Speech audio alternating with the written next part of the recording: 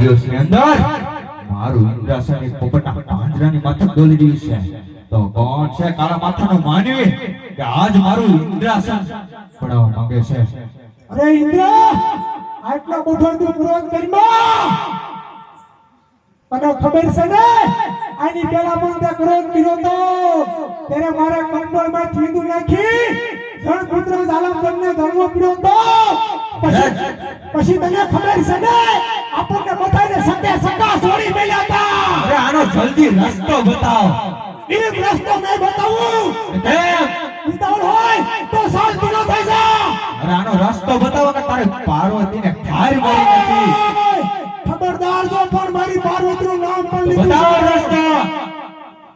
અરે કીધું ને સાંભળવું હોય તો શાંતિ નગર શાંતિ ન થઈ જા. સંભળાવ. ઓમ નમઃ શિવાય.